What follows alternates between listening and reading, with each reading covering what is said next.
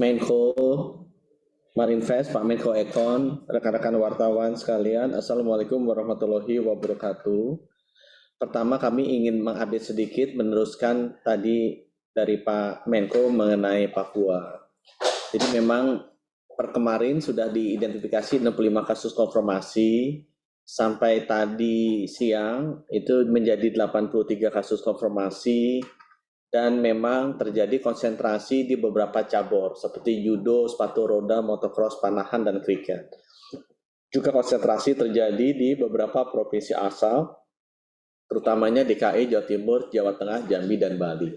Hasil pengamatan kami, terjadinya penularan ini kemungkinan besar disebabkan di tempat penginapan, karena memang kamar yang ditempati oleh para atlet itu satu kamar ditempati oleh sekitar 4 orang atlet, dan juga pada saat makan dilakukan makan bersama. Hal ini menjadi catatan agar kedepannya untuk acara-acara besar seperti ini ada perbaikan-perbaikan protokol kesehatan yang bisa kami lakukan. Selanjutnya juga kami mengamati bahwa disiplin menjalankan protokol kesehatan juga masih bisa ditingkatkan, terutama dengan memberikan wewenang yang lebih besar kepada Satgas COVID-19 di daerah. Kami juga mengamati ada 7 atlet yang sebelumnya sudah teridentifikasi positif, berhasil keluar dari tempat isolasi sebelum selesai masa isolasinya.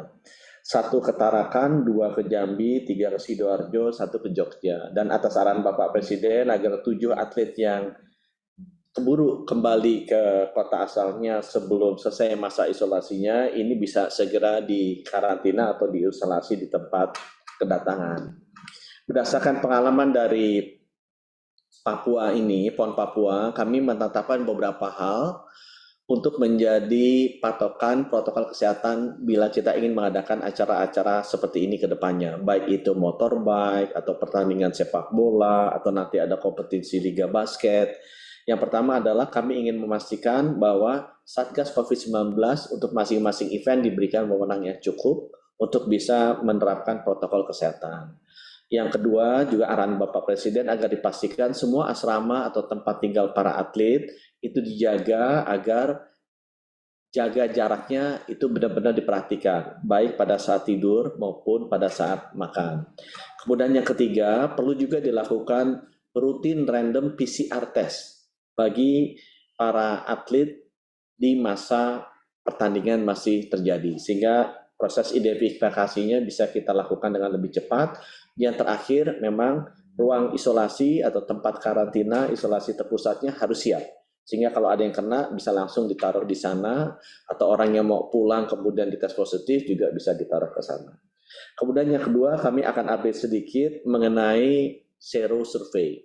Jadi melihat bahwa kasus di Indonesia turun dengan sangat drastis, salah satu penjelasan ilmiahnya adalah karena banyak rakyat Indonesia yang sudah memiliki kekebalan, baik itu secara buatan manusia melalui vaksin ataupun alamiah karena sembuh dari sakit.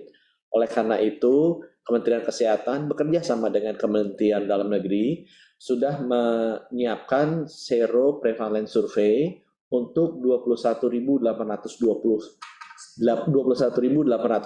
sampel di 34 provinsi, ya, di seluruh Indonesia di 100 kabupaten dan kota.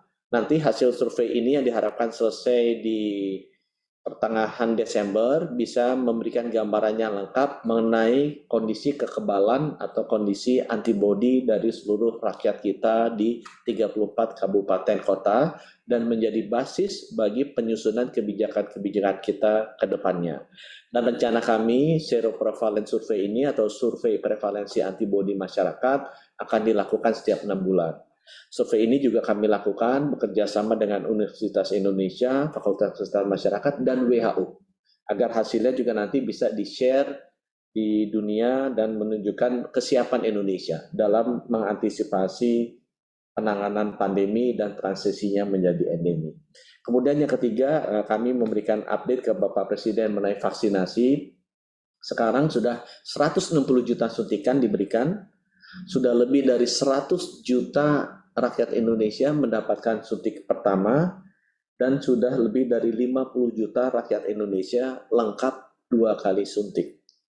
Ini memposisikan kita di posisi kelima dari seluruh negara di dunia yang sudah mendapatkan akses ke vaksinasi dari jumlah manusianya, dan 5 negara ini adalah 5 negara di dunia yang sudah melebihi 100 juta orang warganya disuntik. Dan kami juga melihat bahwa laju suntikan ini sudah juga menembus angka 2 juta per hari, yaitu pada tanggal 23 dan 25 September yang lalu. Diharapkan nanti ke depannya kita bisa terus lebih sering menembus angka 2 juta dosis suntikan per hari.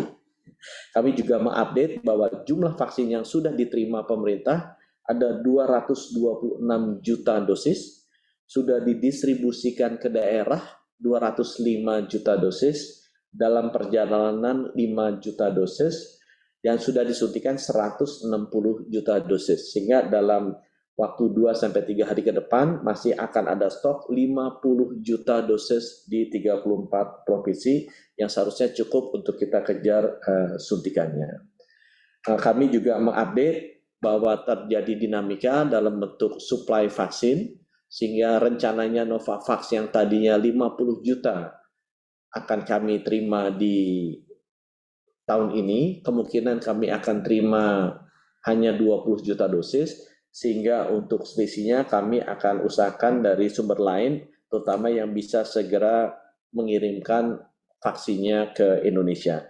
Kemungkinan prioritas utamanya adalah dari vaksin Sinovac. Mungkin dari kami demikian, Pak Menko. Terima kasih rekan-rekan sekalian. Wassalamualaikum warahmatullahi wabarakatuh.